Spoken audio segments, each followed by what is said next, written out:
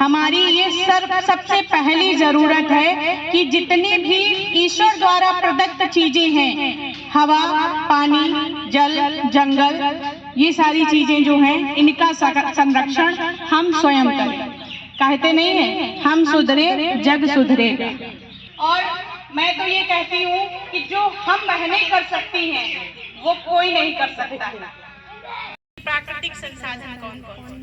तो प्राकृतिक संसाधन वही है, जब हम जन्म लेते हैं तो आसमान देखते हैं, धरती में जन्म लेते हैं, हवा महसूस करते हैं, ठीक है, पानी का प्रयोग करते हैं। तो यही सारी चीजें, हवा, पानी, धरती, अंबर, यही सारी चीजें, हमारा जमीन, जंगल, ये सारी चीजें प्राकृतिक संपदाएं हैं और इनका संरक्षण अत्यंत आवश्यक है। और इसी के साथ में मैं ये कहना चाहूंगी, आज का जो कार्यक्रम है, अपेक्षा महिला एवं बाल विकास समिति ने ये कार्यक्रम आयोजित किया है और कार्यक्रम का जो पृष्ठभूमि है वो है कि कैसे प्राकृतिक संसाधनों का संरक्षण किया जाए और उस पे हम कैसे अपना आजीविका संवर्धन करें। आजीविका का मतलब समझती है? नहीं समझती?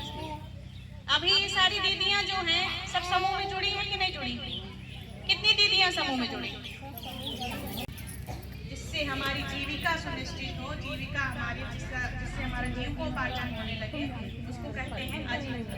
और आजीविका करना बहुत आसान है, मैं ये कह रही हूँ, कोई कठिन नहीं है। पढ़ा लिखा व्यक्ति भी कर सकता है और बिना पढ़े लिखा भी। देखिए, उसको सही से प्लान करने की आवश्यकता है। जैसे आप लोग घर में बैठ करके समूह चला रही हैं और अगर आप इसको सही ढंग से चलाएं तो हर बहन लखपति दीदी हो सकती है। अगर अपना समूह का संचालन करेंगी तो हर दीदी लखपति हो सकती है। और हमारे भारत सरकार का ये सपना भी है कि हर दीदी, जितनी भी दीदी समूह में जुड़ी है, वो सब गरीब दीदी है कि नहीं है? गरीबों के समूह बने हैं और अब हर दीदी को लखपति दीदी बनना है। कैसे बनना है? आपने समूह से पैसा निकाला, क्या करती है? पैसे बकरियां खरीदा, बहुत कम भैंस खरीदती हैं, बहुत कम बकरी खरीदती हैं। हमें मालूम है कि क्या करना है। दीदी के यहाँ पशुपालन होता है तो आप गोबर की खाद बनाइए, वर्मी कंपोस्ट बनाइए, केचुआ डाल करके। केचुए की खाद सुना? वो भी बिक जाती है, उसको आप बनाइए, लगभग 20-35 दिन में तैयार हो जाता है और उसमें ज्यादा खर्च भी नहीं आता है। 200-250 का केचुआ ला करके आप खूब सारे गोबर में 3 गड्ढे बना करके आप केचुए की खाद बना सकती हैं और 30-35 दिन में तैयार हो जाती है। उसको छान करके आप अगर बेचेंगी तो बिक जाता है। समझ गई? तो ये आप कर सकती हैं। नहीं कुछ करना तो शायद मुझे जानकारी है, हमारे जिले में तो 5 रुपए किलो का गोबर भी बिक रहा है। 5 रुपए किलो का सीधा गोबर बिक रहा है।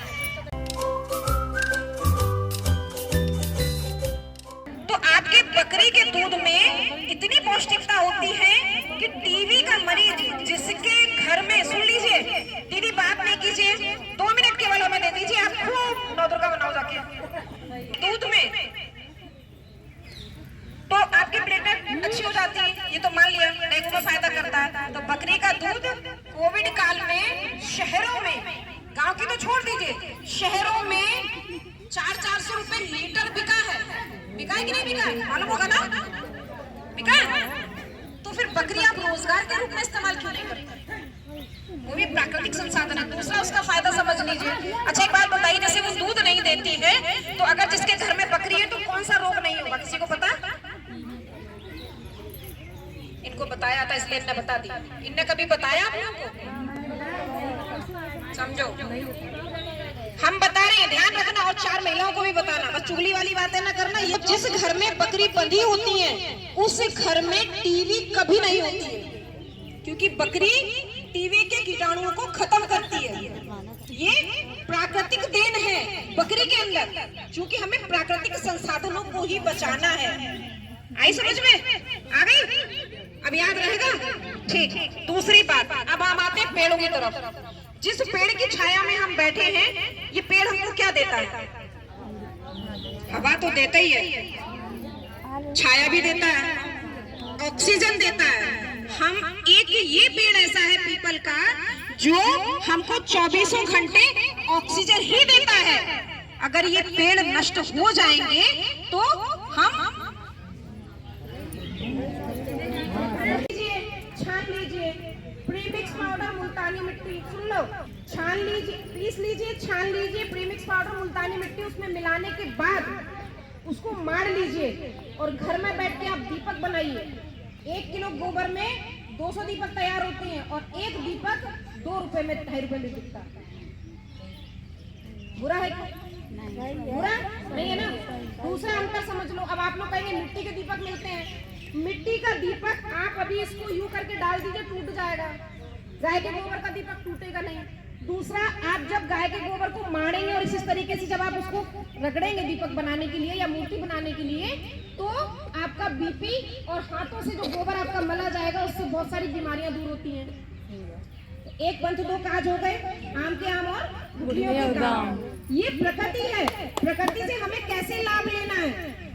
अब आपने जब दिए बना लिए तो वो सादा दिए हो गए, आपने उन दियों को कलर कर दिया तो वो 5 रुपए का दीपक बिक जाएगा। आप मूर्ति बनाइए, 150 रुपए की मूर्ति बिकती है। मूर्ति में आप बीज डालिए, सहजन का बीज डालिए, उर्द का डालिए, तुलसी का डालिए। मूर्ति जो हम लोग मिट्टी वाली जो रखते हैं, आप पानी में डालते हो, विसर्जित करते हो ना।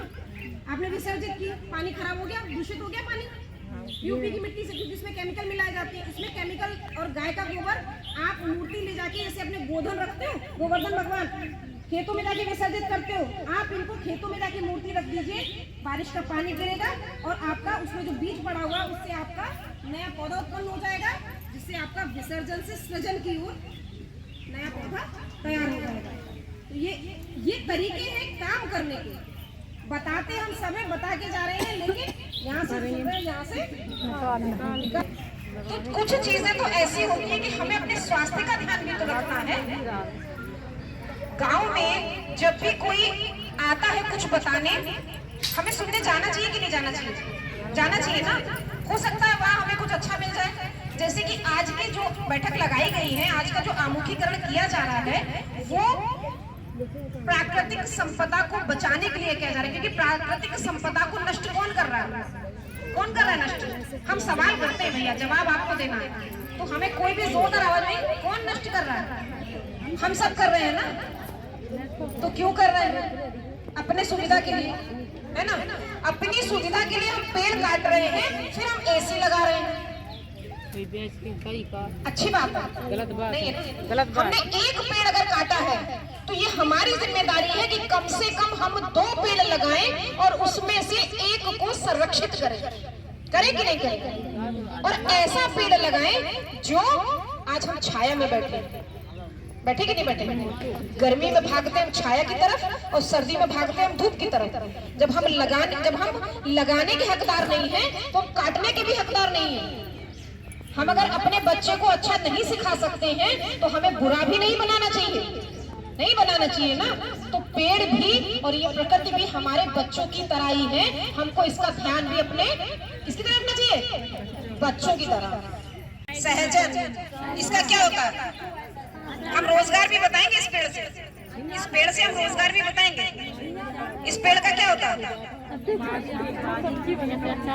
दीदी आप बताइए, आप खड़ी हो जाइए दीदी। नहीं बता, दोनों दीदी नाम बता दीजिए। आप भी अपना बता दीजिए। हाँ, केतली आपका, काली भैया, दोनों ने बहुत अच्छी बात बताई है। ये सहजन का पेड़ छिया लगती है, अचार रखा जाता है। आपने बताया दवाई में इस्तेमाल होता है। वास्तविक बात बिल्कुल अच्छी है। कितने लोगों को पता? हाथ उठा के बताइए, कितने लोगों को पता? सच उठाना। 9 दुर्गा है कल, सच बोलना बिल्कुल। अब सुनिए इसकी पौष्टिकता। हम शुरू से लेके अंत तक बता देंगे 2-3 लाइन में। जब हमारे पेट में गर्भावस्था धारण होती है या हमारी बच्चियां जब माहवारी शुरू होती हैं, इस पेड़ की पत्तियों की हम सब्जी भी बना सकते हैं, जैसे मेथी आलू या जो भी हम हरी सब्जी मिला के आलू से बनाते हैं, वो सब्जी बना के भी हम लोहे की कढ़ाई में रोज खाएंगे तो हमें बहुत ही इससे पौष्टिकता प्राप्त होगी। ठीक है। दूसरा, गर्भवती महिलाएं इसकी पत्तियों को सुखा के पीस के चूरन बना के खाएंगी, बहुत फायदा करेगा। इस पेड़ की जड़ से लेके पत्तियां, टहनी, तना, सब कुछ, इसके जो बीज होते हैं वो सब कुछ फायदे ही फायदे हैं, इसका कोई नुकसान है ही नहीं। दूसरी बात, अब रोजगार पे आ जाओ इस पेड़ से। ऑनलाइन इसका जो चूरन मिलता है 200 ग्राम का 499 रुपए का मिलता है। अब चूरन बनता कैसे है, किसी को पता है? चूरन कैसे बनेगा? हम समूह के लिए रोजगार बता रहे हैं। चूरन कैसे बनेगा? पत्तियां हैं, आप सुखा लीजिए छाया में, पीस लीजिए, जीरा भून लीजिए, काला नमक मिला दीजिए, पीस के जीरा भून के मिला दीजिए, हींग मिला दीजिए, चूरन तैयार हो गया। कोई मेहनत है? नहीं है ना? लेकिन हम करेंगे नहीं करेंगे ना? सच बोलना, बिल्कुल नहीं करेंगे। क्यों? क्योंकि आलस है। रोजगार हमने बता दिया। छिया लगती है, आप छिए का अचार रखिए, जगह जगह मेले लगाए जाते हैं, जगह जगह इसकी आप दुकानों पे भी जाके अगर इसका आप सेल करेंगे ना आयुर्वेदिक, वो लोग हंस के खरीदेंगे, क्योंकि शहरों में ये उपलब्ध है। इनकी कमी हो रही थी, वो क्या थी? हम ऑक्सीजन के सिलेंडर खरीद रहे थे ना, तो भैया ये हमारे ही हाथ में है कि हम प्राकृतिक संपदा को क्या करें, संरक्षित करें, उसको हम बचाएं। हमारे घरों में दीवालों में निकल आते हैं पीपल के पौधे, बरगद के पौधे निकल आते हैं, हमने क्या किया, उखाड़ के फेंक दिया। फेंक ही देते हैं ना, क्यों फेंक देते हैं? आप उसको कहीं रोपित कर दीजिए तो एक वो पेड़ बन जाएगा। बनेगा कि नहीं बनेगा? तो हम अपनी आने वाली पीढ़ी के लिए ऑक्सीजन संरक्षित कर लेंगे। हाईवे बन रहे हैं, बहुत अच्छा लग रहा है, हम 1 घंटे में कानपुर पहुंच जाते हैं ना। सुनीता दीदी, मैं आपसे कुछ सवाल करूंगी, आप मुझे जवाब देना, फिर मैं औरों से भी पूछूंगी।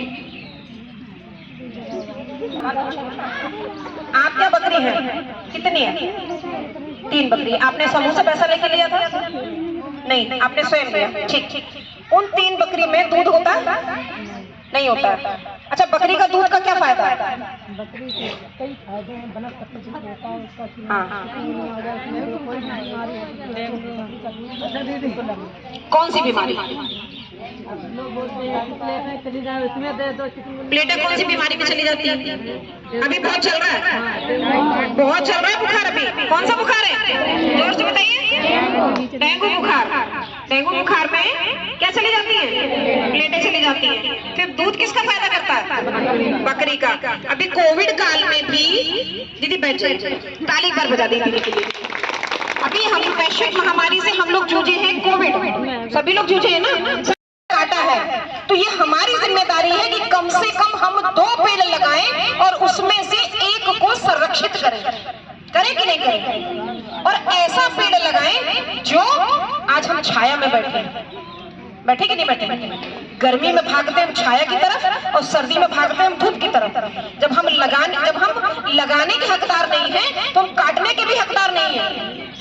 हम अगर अपने बच्चे को अच्छा नहीं सिखा सकते हैं तो हमें बुरा भी नहीं बनाना चाहिए ना। तो पेड़ भी और ये प्रकृति भी हमारे बच्चों की तरह ही है, हमको इसका ध्यान भी अपने किसकी तरह रखना चाहिए? बच्चों की तरह। रखिए घर में 2 कूड़ेदान रखिए। कहती कि नहीं कहती है? एक में कैसा कूड़ा एक में? देखो ये बताती है, आप नहीं सुनते, क्योंकि इनका दायित्व है बताना, है ना? आंगनबाड़ी आशा यहाँ मौजूद है क्या? यही होता है कि नहीं होता? तो आपके बकरी के दूध में इतनी पौष्टिकता होती है कि टीबी का मरीज जिसके घर में, सुन लीजिए, टीबी बात नहीं कीजिए, 2 मिनट केवल हमें दे दीजिए, आप खूब नौदुर्गा बनाओ जाके बकरी के दूध में, तो आपकी प्लेटलेट अच्छी हो जाती है। ये तो मान लिया डेंगू में फायदा करता है। तो बकरी का दूध कोविड काल में शहरों में, गांव की तो छोड़ दीजिए, शहरों में 400-400 रुपए लीटर बिका है कि नहीं बिका है? मालूम होगा ना, बिका है। तो फिर बकरी आप रोजगार के रूप में इस्तेमाल कीजिए, ये प्राकृतिक संसाधन है। दूसरा उसका फायदा समझ लीजिए। अच्छा एक बात बताइए, किसी को दूध नहीं देती है तो अगर जिसके घर में बकरी है तो कौन सा रोग नहीं होगा, किसी को पता? गांव में जब भी कोई आता है कुछ बताने, हमें सुनने जाना चाहिए कि नहीं जाना चाहिए? जाना चाहिए ना। हो सकता है वहां हमें कुछ अच्छा मिल जाए। जैसे कि आज की जो बैठक लगाई गई है, आज का जो आमुखीकरण किया जा रहा है, वो प्राकृतिक संपदा को बचाने के लिए किया जा रहा है। क्योंकि खेती होती है उसका अनाज बहुत महंगा बिकता है और जीरो लागत में खेती भी होती है। और जो बात हो रही है कि हम लोग उसका दुरुपयोग कर रहे हैं, आज हम खाद्य डालकर बहुत ज्यादा उसकी उपज ले रहे हैं, पर आने वाले टाइम पे हम कितनी उसकी उपज ले पाएंगे? क्या हमको इसी तरह से वो जमीन उपज देती रहेगी? जब बंजर हो जाएगी, उसमें नोना हो जाएगा, तो एक दिन टाइम आएगा कि वो उपज नहीं देगी। तो इसलिए हमको वर्मी कंपोस्ट, गोबर की खाद को इस्तेमाल करके अपनी खेती को करना है। और आप लोगों को पता है कि जो हमारा 25 रुपया 20 रुपया किलो गेहूँ बिकता है, वो 300 रुपया किलो गेहूँ बिकता है। ये वाला जो बिना उसके खाद के होता है, गोबर की खादों से जैविक खेती होती है। आप लोग अपने दिबियापुर में कभी जाइएगा तो देखिएगा कि एक किसान है जो बहुत पढ़ा लिखा भी है, वो MBA करके आया है। तो उसने यहाँ पर नौकरी छोड़कर, करीब 1-1.5 लाख उसकी सैलरी थी, वो छोड़कर आया है और जैविक खेती कर रहा है। तो गन्ने की खेती करता है वो, और सुबह वो गन्ने पेर के उसका रस बेचता है। जैविक खेती का मतलब बिना खाद वाला जो गन्ना होता है। तो लोग टोकन लगाकर 1-1 घंटा लाइन लगाकर और उस गन्ने का जूस पीते हैं। 70 रुपया गिलास। बिलीव नहीं करेंगी।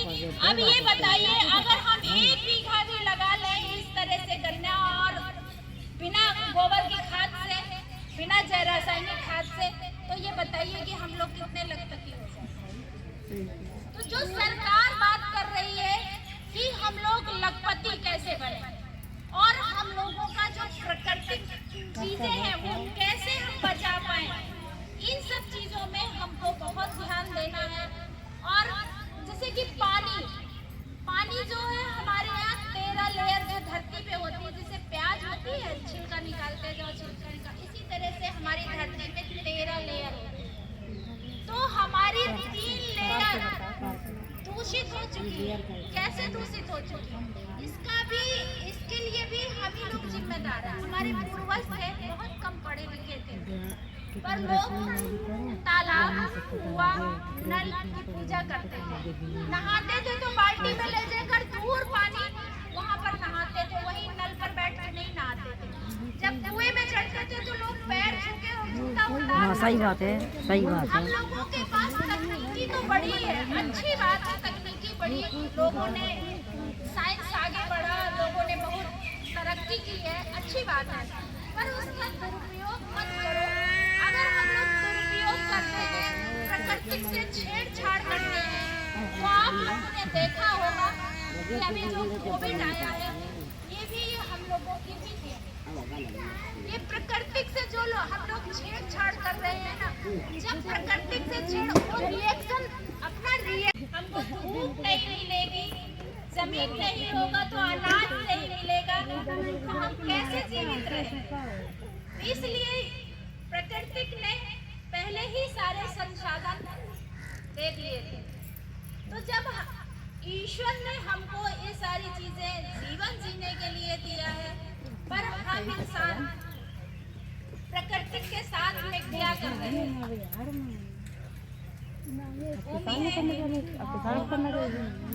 कर रहे हैं, कैसे कर रहे हैं? प्लास्टिक इतनी ज्यादा हम लोग यूज करते हैं कि जमीन में जब डाल देते हैं तो वहाँ पर कोई अनाज नहीं उगता है, वो उतनी जमीन बंजर हो जाती है। खादों का इतना ज्यादा, रासायनिक खादों का हम लोग इस्तेमाल कर रहे हैं कि उससे कहते हैं ना कि बंजर हो रही ज़मीन, जो आप लोग बोलते हैं कि वाइट वाइट जो लेयर जम जाती है, नोना जम जाता है, उस तरह से ये रासायनिक खादों की वजह से हो रही है। पानी है, हम लोग वो भी प्रदूषित कर रहे हैं, जो हमारा जीवन है।